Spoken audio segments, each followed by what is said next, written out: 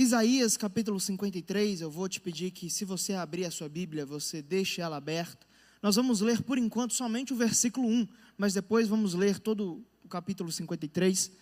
E vamos, em muita reverência, em muito temor ao nome do Senhor, ler o que a sua palavra nos diz. Isaías 53, versículo de número 1. Quem creu em nossa mensagem? E a quem foi revelado o braço do Senhor? Feche seus olhos. Pai, nós estamos aqui. É somente o Teu Espírito Santo que pode nos revelar o braço forte do Senhor. É somente o Teu Espírito Santo que nos convence do pecado, da justiça e do juízo. E que o Seu Espírito Santo hoje nos convença da Tua mensagem.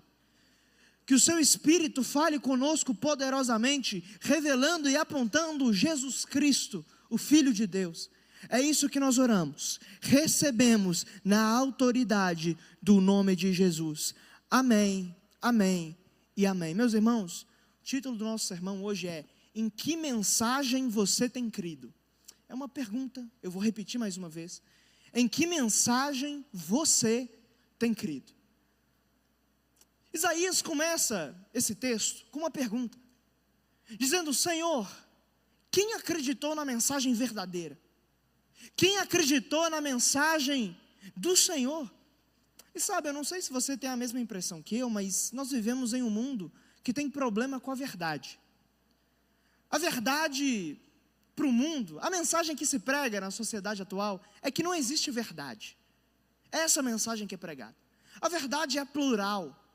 A verdade é relativa. A verdade é pessoal.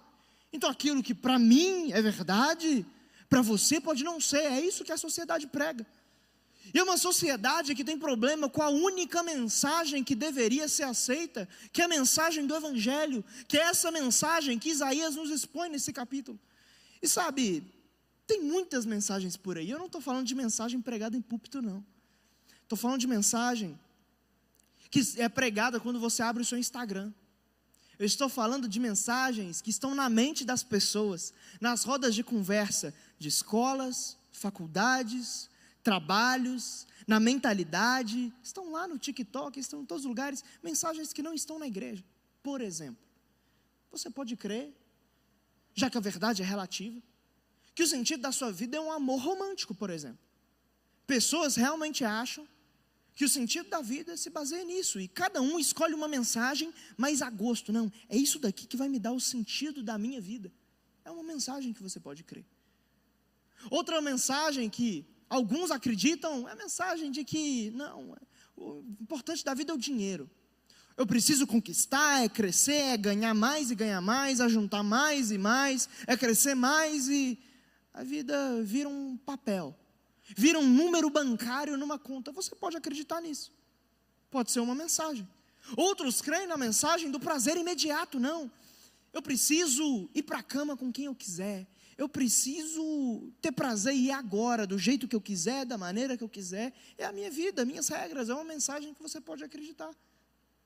E no mundo que não existem só mensagens do mundo, existem mensagens falsas que são pregadas em igrejas. Eu preciso te alertar quanto a isso. Existem falsos evangelhos. Esses dias estava vendo um vídeo que, meu Deus do céu, um vídeo antigo de um pastor, por exemplo. Se você pesquisar, você pode ver. Tem aquele texto que Jesus fala: e Jesus estava sentado à beira da sua casa no mar da Galileia. O pastor falando: não, porque Jesus, ele ficou milionário e comprou uma casa na praia. Irmão, de onde esse cara tirou isso? Pelo amor de Deus. Mas, irmão, eu preciso te alertar que nem tudo que você ouve com quem tem um microfone na mão é o verdadeiro evangelho. Nem todas as mensagens são verdadeiras. E eu preciso hoje te chacoalhar para acordar ao que é a mensagem da cruz, ao que você tem que crer. E sabe, na prática, não existe ateu. Porque o ateu é só alguém que não crê na mensagem de Deus, mas ele crê em outra mensagem. Ele crê na mensagem de que Ele é o centro, de que a vida é dele, e que na verdade ele crê na religião própria. Todo mundo crê em algo, todos creem em uma mensagem. E sabe, todas essas mensagens falsas que eu te falei, elas têm uma característica. elas são um paliativo para a dor humana. É um enxugar gelo. No momento, você tem prazer nessa mensagem falsa, só que a longo prazo você só fica com um vazio na alma que você não consegue explicar. Em que você deseja algo, na hora que você consegue, é como uma montanha russa, mas acaba. E você ainda não encontrou o sentido da sua vida. Mas é só o Evangelho, é só a mensagem da cruz, que não vai te dar um êxtase momentâneo, uma montanha russa da fé, não. Ele vai preencher a lacuna do seu ser. É só a alegria da salvação, que vai fazer com que você queira continuar vivendo. Eu preciso te acordar para isso. Qual é essa mensagem? A mensagem de que a sociedade tanto rejeita, tanto zomba, tanto escarnece. É essa mensagem que é rejeitada, que pode preenchê-los. Para isso eu preciso primeiro te introduzir ao livro de Isaías. Isaías é o chamado profeta messiânico. O nome Isaías no hebraico significa Deus é a minha salvação. Ele é filho de Amós. Ele profetiza mais ou menos no ano 740 antes de Cristo. Ele profetiza no tempo do povo de Israel dividido, o reino havia se rasgado. Ele está em Jerusalém, no reino do sul, e o cenário geopolítico aqui estava simplesmente uma confusão, porque a Assíria surgia no cenário mundial e levaria Israel do norte para o exílio, e a Babilônia também surgia e levaria onde Isaías estava, o reino do sul, para o exílio também. E o resumo simples do livro de Isaías, que eu preciso que você saiba, irmão, que é maravilhoso, é que Isaías é o resumo da Bíblia. Isaías tem 66 capítulos, a Bíblia possui 66 livros. Dos capítulos 1 a 39, que são 39 capítulos, eles representam o Antigo Testamento, que tem 39 livros. Os 39 primeiros capítulos do livro de Isaías falam do juízo de Deus sobre um povo que não cumpria a lei de Deus. É exatamente a mensagem do Antigo Testamento. Já os capítulos 40 a 66 do livro de Isaías, que são 27, correspondem aos 27 livros do Novo Testamento. E nesses capítulos, que é onde nós estamos, no capítulo 53, nós temos a mensagem do Novo Testamento, que é que a ira de Deus não iria cair sobre o povo, iria cair sobre o servo sofredor. É exatamente a mensagem da nova aliança. Eu gosto sempre de brincar ao pregar no livro de Isaías, que dos capítulos 1 a 39 é uma pregação de João Batista, do 40 em diante é uma pregação coach, então o negócio fica mais light, assim, mais gostoso, mas é basicamente assim que o livro gira em torno dessas duas grandes sessões. Com isso em mente, eu quero que você releia comigo alguns versículos, e esteja atento para me acompanhar na leitura, e nós vamos expor o que a palavra de Deus nos diz. Versículos 1 a 3. Quem creu em nossa mensagem? E a quem foi revelado o braço do Senhor? Ele cresceu diante dele, como um broto tenro, e como uma raiz saída de uma terra seca. Ele não tinha qualquer beleza ou majestade que nos atraísse. Nada havia em sua aparência para que o desejássemos. Foi desprezado e rejeitado pelos homens, um homem de dores e experimentado no sofrimento, como alguém de quem os homens escondem o rosto. Foi desprezado e nós não o tínhamos em estima. Versículo 7. Ele foi oprimido e afligido, e contudo não abriu a sua boca. Como um cordeiro foi levado para o matadouro, e como uma ovelha que diante de seus tosqueadores fica calada, ele não abriu a sua boca. Com julgamento opressivo ele foi levado. Versículo 9. Foi-lhe dado um túmulo com os ímpios, e com os ricos em sua morte, embora não tivesse cometido nenhuma violência, nem houvesse mentira em sua boca. Contudo, foi da vontade do Senhor esmagá-lo e fazê-lo sofrer. E embora o Senhor tenha feito da vida dele uma oferta pela culpa, ele verá a sua prole e prolongará seus dias, e a vontade do Senhor prosperará em suas mãos. Depois do sofrimento de sua alma, ele verá a luz e ficará satisfeito. Pelo seu conhecimento, meu servo justo justificará a muitos e levará a iniquidade deles. Por isso eu lhe darei uma porção entre os grandes, e ele dividirá os despojos com os fortes, porquanto ele derramou sua vida até a morte, e foi contado entre os transgressores. Primeiro ponto: creia na mensagem da cruz. Esses versículos são assustadores, porque nós temos a plena consciência de que a Bíblia é a palavra de Deus. Isaías está 800 anos antes de Cristo, e ele acerta todas as profecias a respeito da vida de Cristo. Há alguns que dizem, não, a Bíblia foi adulterada, não tem como isso estar prevendo a exata mesma coisa. Isso é totalmente irrefutável. Nós temos acesso, por exemplo, aos manuscritos do Mar Morto, basta pesquisar, que são um documento do livro de Isaías inteiro, em original hebraico, de 200 anos antes de Cristo. O que isso prova? Que a Bíblia não foi adulterada para bater certinho com Jesus, de que essa é a palavra de Deus, e que Isaías, 800 anos, viu o Cristo crucificado, e que ele viu exatamente quem seria Jesus. Irmãos, cada característica que nós vemos aqui se cumpre no Senhor Jesus. No versículo 1, o Messias seria alguém incompreendido pelos seus. Eles não entenderiam a mensagem dele, eles não teriam a revelação do Messias, embora fosse óbvio.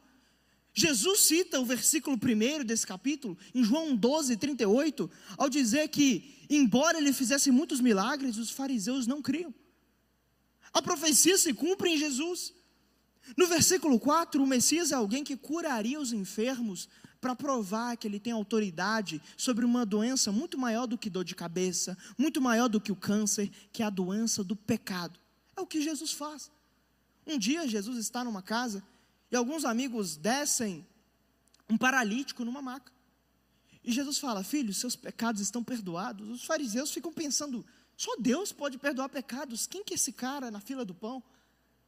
Jesus fala, olha, para que vocês saibam que o Filho do Homem tem autoridade para perdoar pecados, eu digo, levanta e anda. Jesus cura aquele homem para mostrar que ele podia curar a humanidade de um mal incurável, um vírus que nos corrompe chamado pecado, e que isso não tem remédio, não tem pílula que você toma, não existe médico que você vai, é só um médico dos médicos, que é Jesus, que pode te curar. O versículo 7 mostra que o Messias seria alguém que seria julgado, e mesmo assim não iria responder. Ele é como uma ovelha muda diante de seus acusadores. É Jesus que é julgado no sinédrio, no lugar religioso, no tribunal, e ele não responde a uma acusação. É Jesus que é colocado diante de Pilatos, e ele não responde nada. O versículo se cumpre na pessoa de Cristo mais uma vez. No versículo 8, ele seria alguém acusado, julgado e condenado, embora falasse a verdade, não tivesse mentira em sua boca. É Jesus que é condenado por falar uma coisa só. O sumo sacerdote pergunta, você é o Filho do Homem? Ele fala assim, e vereis o Filho do Homem assentado à destra do Pai, vindo nas nuvens dos céus. Ele disse a verdade, não havia mentira na sua boca, e ele é crucificado por falar a maior verdade que já existiu. No versículo 11, o Messias tinha que ser alguém que iria ressuscitar, porque ele veria a sua prole. Ele seria morto como um cordeiro, e depois veria a luz de os seus descendentes. Isso mostra que a ressurreição de Jesus não é uma fantasia, foi previsto 800 anos antes, com exatidão. O versículo 12 diz que ele seria cotado no meio dos transgressores. É Jesus que é morto, com um ladrão à esquerda e o outro à sua direita. O resto do versículo 12 diz que ele intercederia pelos transgressores. É Jesus que está crucificado. Os fariseus zombam dele, ele fala, Pai, perdoa-lhes, porque eles não sabem o que fazem. Irmãos, isso prova que Jesus não é uma verdade, Jesus não é uma das verdades, Jesus não é uma verdade relativa, não. Ele é o que ele disse, eu sou o caminho, a verdade e a vida, e ninguém vem ao Pai senão por meu intermédio. Irmão, Jesus não é um negócio relativo, que cada um da sociedade fala, não, eu gosto dessa parte da Bíblia, eu gosto dessa parte de Jesus, que Ele é amor, mas eu não gosto dessa parte da Escritura, eu vou pegar, é só repicotar essa parte aqui. Não, Jesus não é uma opinião para você, Jesus é a verdade absoluta de Deus e ponto final.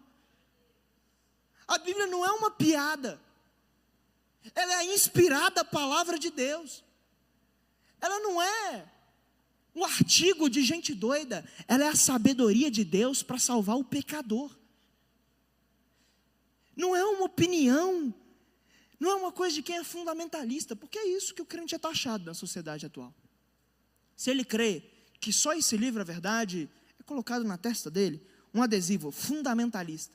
Mas não, nós não somos fundamentalistas, nós temos a prova viva de que o Cristo Jesus ressuscitou, e Ele controla a história. Mas aí, nós temos o quê? Um monte de gente que fala assim, não, peraí, Jesus existe, eu creio, entendeu? Eu venho na igreja, eu nasci na igreja, entendeu? Eu nasci na igreja. Ou então eu venho na igreja, venho num culto ou outro, Jesus é legal, entendeu? Ele existe.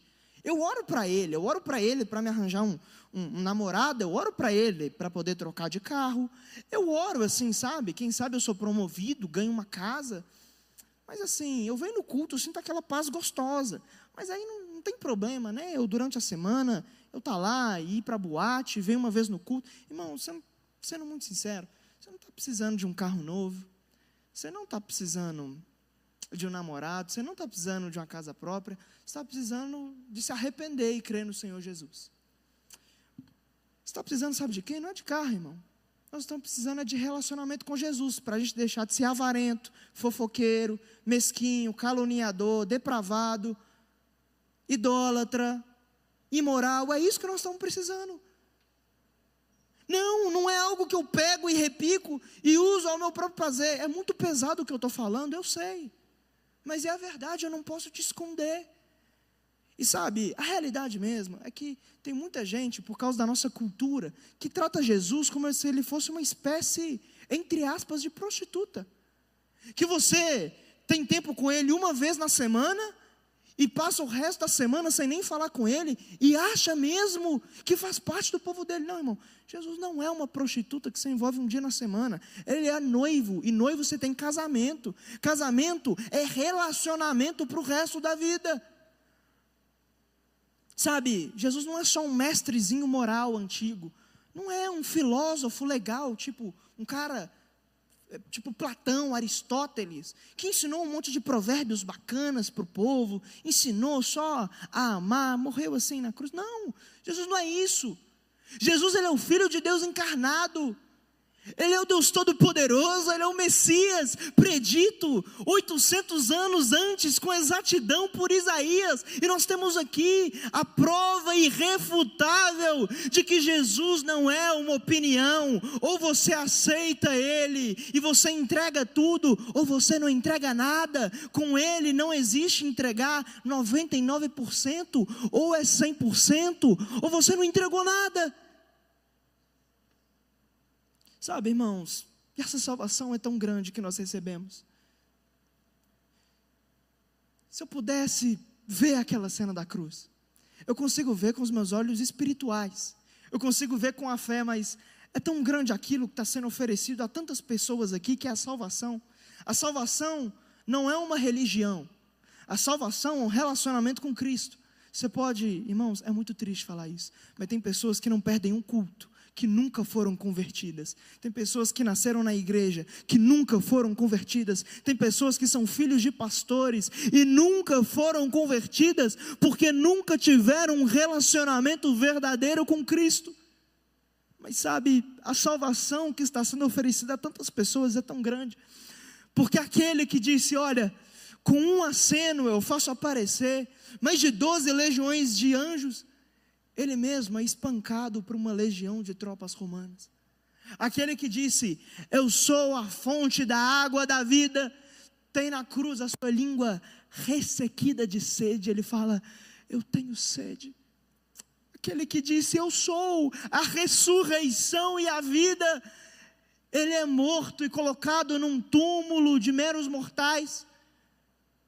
Irmãos, Ele que é o Filho de Deus, se fez o Filho do homem, para que nós, que somos filhos de homens, nos tornássemos filhos de Deus. Ele que tinha a mais alta posição, tomou a posição de escravo, para fazer com que nós, que éramos escravos do pecado, nos tornássemos livres e assentados à direita de Deus. Eu não sei você, irmãos, mas eu não consigo ver isso e não tomar um choque de realidade, de que eu preciso estar firme nessa mensagem, porque esse Jesus, Ele não foi só isso, Ele não só morreu, Ele ressuscitou. O apóstolo Paulo diz que ao nome de Jesus, um dia, todo joelho se dobrará, toda língua confessará que o Senhor Jesus é Senhor, para a glória de Deus Pai. Irmãos, Jesus é Senhor, e com o Senhor, ou você é escravo dele, ou você não tem parte com ele, ou você vira para ele hoje e fala assim: eu entrego tudo que eu tenho, eu não entrego só meu coração, eu entrego meu coração, eu entrego a minha alma, eu entrego os meus pensamentos, eu entrego os meus relacionamentos, eu entrego os meus sonhos, eu entrego a minha história. Ou você entrega tudo isso, ou você fala: tudo entregarei, ou você não tem parte com o Filho de Deus. E aí que nós estamos no evangelho de muitos emocionados e poucos avivados, o evangelho de poucos convertidos, muitos frequentadores de culto e poucos transformados. Se o evangelho é o poder de Deus, onde está a igreja de Deus que vai fazer a diferença? Onde estão aqueles que vão viver como Cristo viveu? Onde estão aqueles que entregaram tudo? Onde estão aqueles que não professam uma religião, mas professam a verdade absoluta de Deus aqui escrita? Onde estão eles? Essa é a pergunta que eu faço a você. Você tem crido nessa cruz, que não é uma religião, é um relacionamento íntimo com Jesus? Mas eu quero ler com você o versículo 6, que diz o seguinte: todos nós, tal qual ovelhas, nos desviamos, cada um de nós se voltou para o seu próprio caminho, e o Senhor fez cair sobre ele a iniquidade de todos nós. Segundo ponto, creia na mensagem da transformação. O texto não diz que os fariseus mataram Jesus, não diz que os saduceus mataram Jesus, não diz que os romanos mataram Jesus. Ele diz que o Senhor pegou os nossos pecados e lançou sobre ele. E o que prendia Jesus na cruz não eram os pregos de Roma, eram os meus pecados. Ele estava lá, crucificado pelos meus erros. Irmãos, a cena dramática da cruz, as pessoas interpretam errado às vezes, de que o pai não estava presente com o filho na cruz. Isso não é verdade. O pai estava presente com o filho, só que ele não estava com a sua presença doce, ele estava com a sua presença de ira. O sol se torna em trevas porque o Deus, o Pai, estava ali para castigar o próprio filho. Quão pesado é isso? Quão pesado é entender que Deus, o Pai, planejou a tortura de Deus, o Filho, e que quando Deus olhou para o Senhor Jesus na cruz, Ele não via mais o seu Filho amado, Ele viu uma bola de pecados, Ele viu uma bola das nossas iniquidades, e Deus não tinha outra reação, senão fuzilar o próprio Filho, despejando a sua ira sobre Ele, para não punir a mim e a você. A ira de Deus que deveria nos acertar, acerta a Cristo, e ali a ira de Deus é aplacada sobre mim e sobre você, irmãos. Charles Spurgeon, nessa cena dramática, ele tem uma frase que ele diz: se Cristo morreu para me salvar do meu pecado, como posso eu continuar brincando com aquilo que matou o meu melhor amigo? Irmãos, não caia nesse falso evangelho, de que você só ouve mensagem de bênçãos, só ouve mensagens de glória a Deus, de aleluia.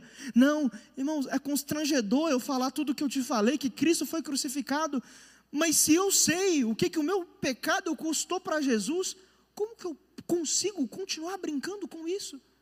Como que eu consigo viver um evangelho tão duplo, uma vida tão dúbia, que eu professo para as pessoas uma coisa, sou uma pessoa na igreja, e eu sou outra quando ninguém me vê.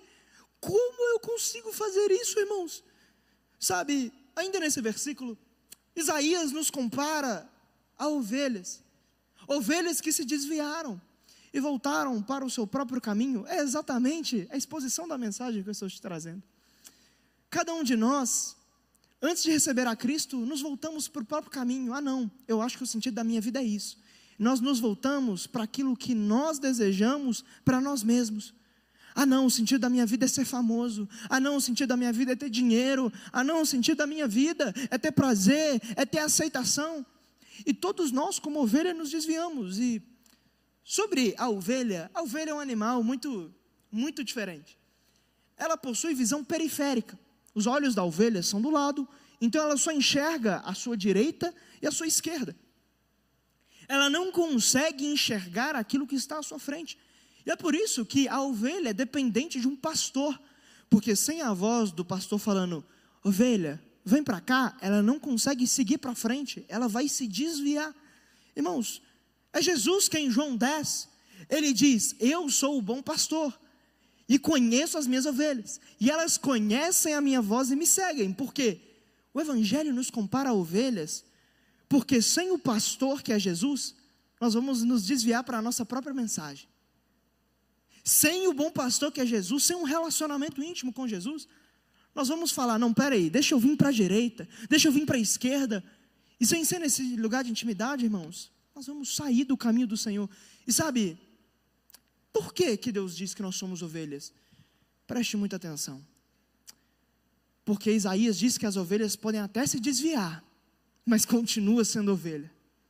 Irmãos, por que você é uma ovelha?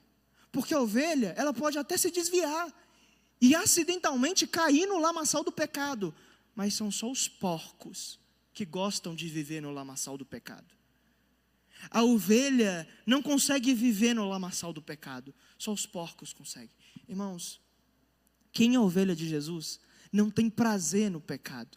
Ele pode até escorregar, ele não é perfeito, ele pode cair, ele pode se desviar, mas ele é dependente da voz de Jesus apontando qual é o caminho. E isso é o que difere quem é um cristão verdadeiro e quem não é. Aquele que não tem prazer naquilo que Jesus disse que ele não deveria ter prazer. Aquele que pode até cair em algo, mas ele cai em si. E quando ele está sujo no lamaçal do pecado, ele faz igual o filho pródigo e fala, eu preciso voltar para a casa do pai. Ovelha não gosta de ficar suja de lama. Não é que o cristão não peca nunca mais, mas é que o cristão, ele tem um lema, que eu sempre uso essa frase, é que o pecado na vida do cristão é uma possibilidade, mas que não precisa ser uma realidade. Não se engane, não ouça a mensagem só de glória a Deus e de aleluia, não se engane, não ouçam pessoas que não te levam a um nível maior de pastoreio com Cristo. Não se engane, irmãos, quem é a ovelha de Jesus é dependente da voz dele, e quem diz assim, eu amo ouvir a voz de Jesus, essa pessoa vai ter que amar, obedecer a Jesus, porque o pastor não fala para dar um arrepio assim, na ovelha, não, ele fala para a ovelha, para que a ovelha obedeça qual é o caminho. Jesus não fala com você para te dar êxtase espiritual, ele fala com você para te dar obediência espiritual. Ele fala o evangelho dele com você, e sim, sentimentos podem envolver isso, sem dúvida, mas a finalidade é que você seja transformado pelo evangelho, porque o evangelho é o poder de Deus, o mesmo poder que habita em nós, é o poder que ressuscitou Cristo dentre os mortos. É assustador pensar nisso. Imagina se eu estou aqui, e eu vim aqui pregar, e eu falei assim, não gente, estava marcado aqui, de eu pregar às 4h30, por exemplo. E aí eu chego aqui 5h30, e você me pergunta, Davi, por que você atrasou? Eu falo assim, não, eu tenho uma desculpa boa. Eu invento um negócio, eu falo assim, eu fui atropelado por um caminhão ali. Você virar para mim, mas peraí, você está de boa, não aconteceu nada com você não está sangrando, você, sei lá, não rasgou sua cara, você não está sem um braço, como é que você foi atropelado por um caminhão? Porque eu tive um encontro com algo poderoso, e isso deveria ter me transformado. E nós temos muitos discípulos que dizem que tiveram um encontro com Jesus, mas não foram transformados. A transformação, irmãos, ela vem por meio de um relacionamento com o Senhor, e o Evangelho, ele é maravilhoso por causa disso. Sabe por quê? Eu careço de transformação, eu preciso de transformação, mas é um relacionamento com o Senhor que vai me transformar. É isso que Paulo diz em Romanos 12, versículo 2, não se amoldem ao padrão deste mundo, mas transformem-se pela renovação da sua mente. Irmãos, é muito louco, sabe por quê? À medida da caminhada que você vai caminhando, vai trilhando o caminho que o pastor te manda, você vai lendo a Bíblia todo dia, você vai estudando a palavra todo dia, você vai ouvindo louvores, você vai ouvindo pregações, você vai aprendendo, você vai orando, você vai jejuando, você vai crescendo. É impressionante, sabe por quê? Porque os seus gostos começam a mudar. Você não tem mais prazer em fazer aquilo que você tinha tanto prazer, aquilo que você falava, não, isso daqui é nada a ver, não tem problema nenhum fazer. Você começa a ficar assim, gente, começa até a discutir com nada assim, será que isso aqui está estranho, não é? Você não está discutindo com nada, irmão, você está discutindo com a voz do bom pastor te incomodando. E o Evangelho, ele nos pega, e a partir de então, irmão, você não tem mais paz em vestir o que você vestia. Você não tem mais paz em falar palavrão que você falava. Você não tem mais paz em viver na pornografia que você vivia. Você não tem mais paz em ficar olhando mulher e homem na rua. Você não tem mais paz na lama. Porque ali, irmão, tem uma notícia para te dar. Você se tornou ovelha de Jesus. O bom pastor está nos discipulando para o caminho certo. E o que nós precisamos é continuar. Irmão, continue alimentando o seu relacionamento com o Senhor. O pecado é forte, só que o Espírito é muito mais forte do que a tentação. Continue aprendendo, continue não desistindo. E se o Evangelho, e certamente ele é, se o Evangelho é o poder de Deus, o que ele de fato é, meu irmão, não existe cadeias que resistam ao poder do nome de Jesus. Mas eu quero ler com você os últimos versículos que nós não lemos. Veja comigo o versículo 4 em diante, acompanhe comigo os números que eu vou dizendo. Certamente, Ele tomou sobre si as nossas enfermidades, e sobre si levou as nossas doenças. Contudo, nós o consideramos castigado por Deus atingido e afligido. Mas ele foi traspassado por causa das nossas transgressões, foi esmagado por causa de nossas iniquidades. O castigo que nos trouxe paz estava sobre ele, e pelas suas feridas fomos curados. Versículo 8. E quem pode falar dos seus descendentes? Pois ele foi eliminado da terra dos viventes, por causa da transgressão do meu povo ele foi golpeado. Foi-lhe dado um túmulo com os ímpios. Versículo 12, só a última frase. Pois ele levou o pecado de muitos, e pelos transgressores intercedeu. Terceiro e último ponto. Creia na mensagem de que não há mais condenação. Existem muitas pessoas que creem uma mensagem que é Satanás quem coloca nos ouvidos. Que ele vem sorrateiro, e Satanás significa o acusador. Ele vem nos ouvidos e fala assim: você vai alimentar mesmo um relacionamento com o Senhor? Você é tão indigno? Você vai mesmo levantar essa mão? Você sabe o que você está fazendo com essa mão? Você vai mesmo ouvir um louvor agora? Você vai orar? Eu acho que Deus não te ama não. Irmãos, a sua consciência pode estar te falando isso. Você vai adorar? Você vai buscar? E sabe, até certo ponto, a culpa na vida do cristão é necessária para conduzir eu e você a um arrependimento, para poder fazer com que nós confessemos o nosso pecado e sejamos transformados.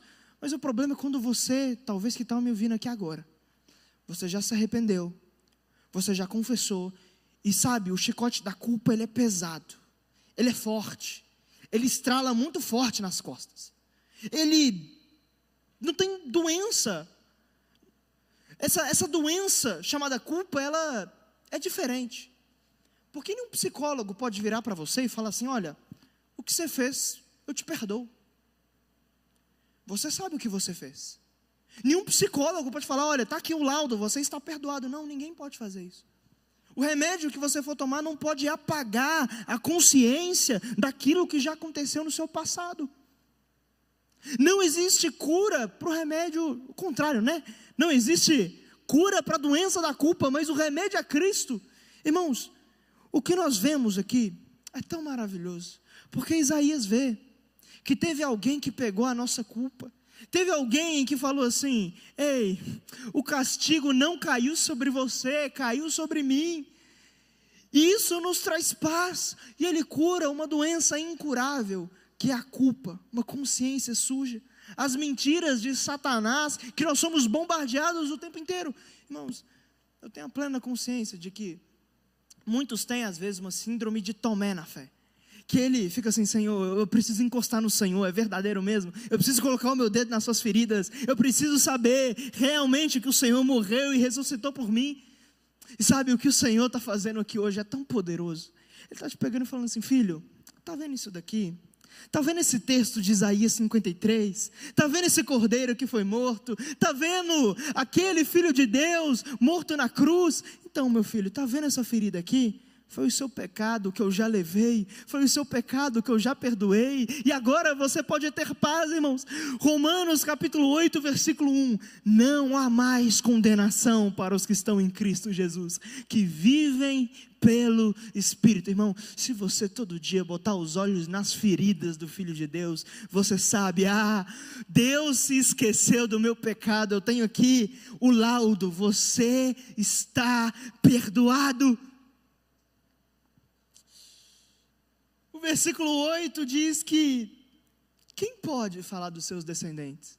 Irmão, próxima vez que o diabo vier no seu ouvido falar um monte de mentiras, você vai falar assim, Satanás, está vendo aquela cruz do Calvário? Está vendo a montanha do Gólgota? Está vendo o Filho de Deus ali? Então, deixa eu te falar um negócio. Quem é você para falar de mim? Porque o Filho de Deus levou todo o meu pecado. Quem pode falar dos seus descendentes? Quem pode condenar aquele que Jesus já justificou? Satanás, se Deus é por nós, quem será contra nós?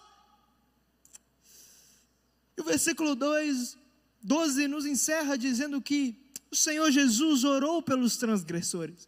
Jesus orou, Pai, perdoa-lhes, porque eles não sabem o que fazem. Mas sabe, isso não aconteceu só na cena da crucificação. Jesus hoje, Ele ora pelos transgressores. Hebreus 7, versículo 24, mas visto que vive para sempre, Jesus tem um sacerdócio permanente, porquanto Ele é capaz de salvar definitivamente aqueles que por meio dele se aproximam de Deus, pois vive sempre para interceder por eles. 1 de João 2,1, meus filhinhos, escrevo a vocês estas coisas, para que vocês não pequem. Se porém alguém pecar, temos um intercessor junto ao Pai, Jesus Cristo, o justo. Ele é a propiciação pelos nossos pecados, e não somente pelos nossos, mas também pelos pecados de todo o mundo. Meu irmão, a próxima vez que a sua alma, a sua consciência te dizer, você é indigno de ter um relacionamento com o Senhor, você não pode estar aqui, você vai virar e vai falar, então, deixa eu te falar um negócio, conversa ali com o meu advogado, porque é ele que hoje intercede por mim. Irmãos, o grande segredo para vencer a culpa é usar a palavra de Deus. É a palavra de Deus que diz quem você é, e é crendo nessa mensagem central da cruz, da transformação e da remoção da sua culpa, que você pode progredir em se tornar um crente cada vez mais parecido com Jesus, em cada vez mais ser livre das amarras do seu passado, e não há cadeias, não há portas, não há nada que possa resistir ao evangelho da cruz. Essa é a mensagem que você tem que crer. E quantas vezes nós não nos desviamos, mesmo no caminho, por tantas distrações, por tantas coisas supérfluas, por tantas besteirinhas, por tantas coisas passageiras.